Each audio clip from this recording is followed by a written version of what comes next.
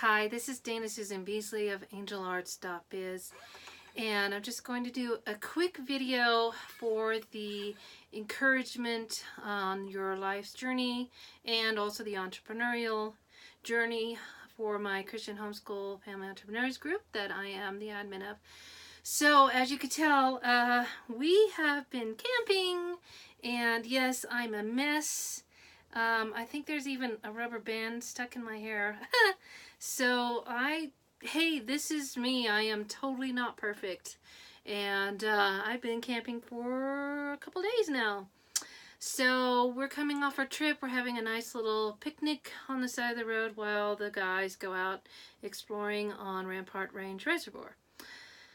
Now, I'll tell you what, I have been really struggling because for many reasons, but one of the things is that I've had this reoccurring rash now for a couple of months. And before I say this, I want to tell you all I've been to the doctor, I'm on medication, and I'm going to be doing some probably pretty drastic changes when I get home, even though I have a very good diet. Anyway, so just all that to say, I've got this under control as much as I can, but it's been very discouraging, that and some things that I've been working on that haven't panned out the way I wanted them to. So I've been in a deep, dark valley, especially yesterday when we were at the campsite. I was kind of not in a great mood, and the medicine I'm on makes me a little cranky. That doesn't help to be irritable. So I just spent the whole day reading, which was really nice, in between making the camp food and stuff. But it was really nice to hang out in my happy place here in this camper, and it worked wonderfully. We had quite an adventure getting off because there's some things that didn't work, like the water heater, so we had to figure all that out. And we definitely got to know what needs to be done with this vintage camper. That was an adventure. Whew, taking that on.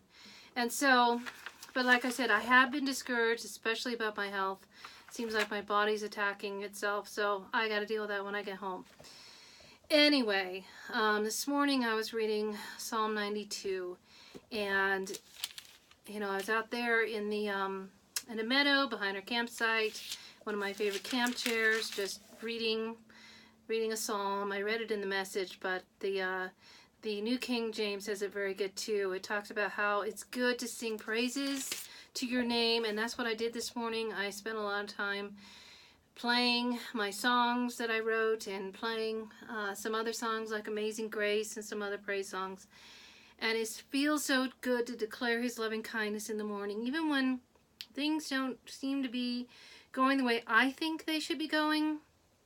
I don't understand. Sometimes I feel like God's abandoning me and I don't get it, but He's in control and His presence is here, and He will make me glad. He will show me how He's working, and that will make me definitely very glad, and I will triumph because His works are great and they're very deep, and He is high forevermore.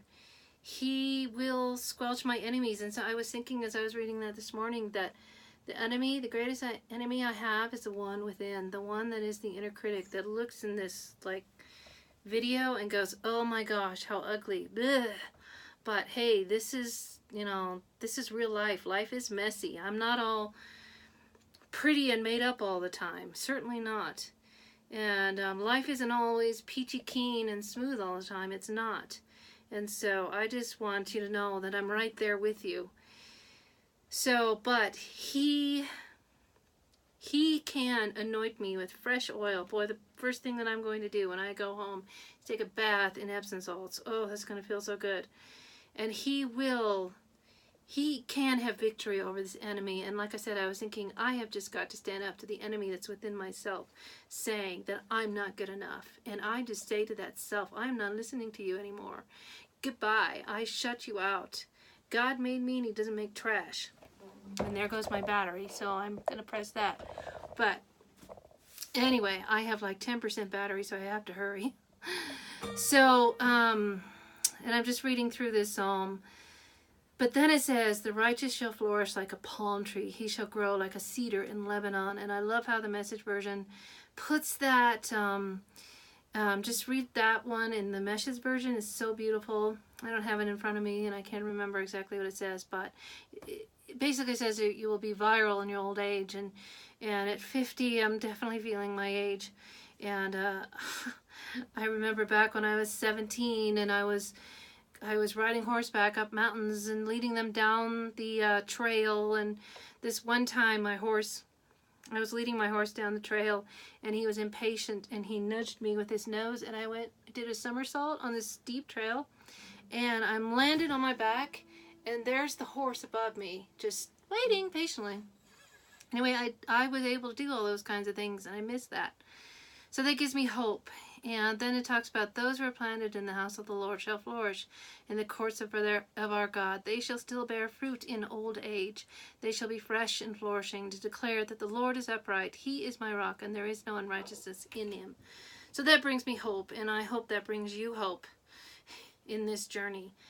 Because this is real. This is real life. You know, it's not always sunshines and roses. It's messy, and things unexpected happens, and you just have to learn to adjust to the reality, like we did with this camper, that the water heater didn't work, and the plumbing really didn't work. So we just had to go with it. It was either that or not go, and I was bound and determined that we would go. And I'm so glad, because Sam's having his tonsillectomy on Friday, and I wanted us as a family to do something really special. So this morning I was playing through my songs, and a couple of weeks ago I refound a song I wrote when I was in college. So that's almost 30 years ago, and I wrote it for someone very dear to me.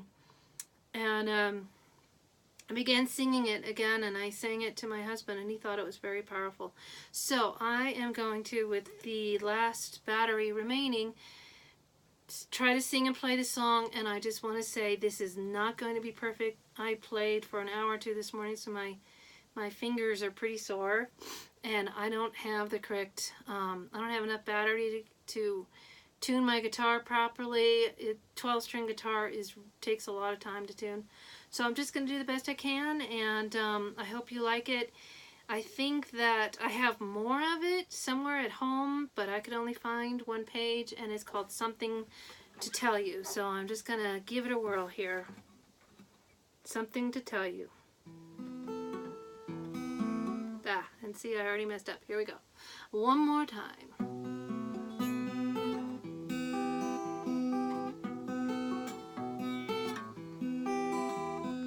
I have something to tell you. I know it seems strange, but don't you see I can't keep silent when I know the truth will save you. Our Lord, He sent us His Son to die in our place, that we might live to bring us victory over death. For He is alive, He is alive. What do you do? What do you do when you're trapped in darkness and you try so hard to be strong? I want you to know only He can lift you up. Give your life to Him and you will have joy. You will have joy. Our Lord, He sent us His Son to die in our place, that we might live to bring us victory over death. For He is alive, He is alive.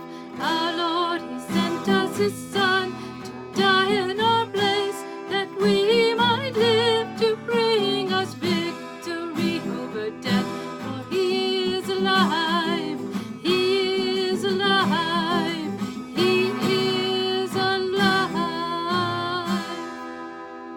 So that's the song, and as I was singing it this morning, the lines, what do you do when you're trapped in darkness and you try so hard to be strong? And that's been me. You know, sometimes I feel trapped on a treadmill and I can't get off. Or like I'm in swampland and I'm just stuck, and I try and try and try so hard to be strong. And I have to be strong for all my family members, for my son, for my husband, for my nephew and his niece and all the rest of nephew and his niece, no, nephew and his wife, nephew and my niece, but I have to be strong for them, and they look up to me, and they're looking to me to do all this important stuff, and sometimes the weight of the world is on my shoulders and I just can't do it, but God can, and He is alive, and that's where I find my joy. And that's why finding that song and singing it was a real comfort to me. And I know that it was definitely very imperfect, but I hope that that was a comfort to you. So that's my story. The encouragement on the journey of life, the encouragement on an entrepreneurial journey, because this stuff too, I mean, the entrepreneurial journey can really, really come up with a lot of messiness and a lot of setbacks and discouragement. And so what I sang right there is how you live through it and how you get through it, is realizing that it's not about you, it's about Him, giving your life to Him, and that is where joy is found, no matter how dark it is. Because just think about Jesus. He survived that horrible, horrible day of being tortured and having a cat o' nine tail on him and being hung on a cross. Excruciating pain. I mean, a little, as you can see, all these red bumps on me is nothing compared to what He went through. I know it's annoying and it's frustrating, but somehow it'll pass. As they say, this too shall pass and all get well. But I gotta let go of that inner critic. So hey, if you got an inner critic like I do, let go. Just tell it to shut up. That's what I'm doing. Be quiet. No more. Okay, so again, I hope that was an encouragement on the journey of life and the entrepreneurial journey. This is Danny Susan Beasley, and if you get a moment, check out my website, angelarts.biz. What I do is I help people become who God called them to be. And yes, we are imperfect creatures, and that is part of the journey. So check out my website. I can help you with homeschooling curriculum, particularly entrepreneurial curriculum. I can help you with inspirational products, devotional books, cards, and there goes my dog. I was afraid that would happen. And then lastly but not least, I can help you with branding, graphic arts, training, publishing, services, and courses. So that's who I'm looking up, angelarts.biz. This is Danny Susan Beasley. Together may we reach new heights in our life and beyond.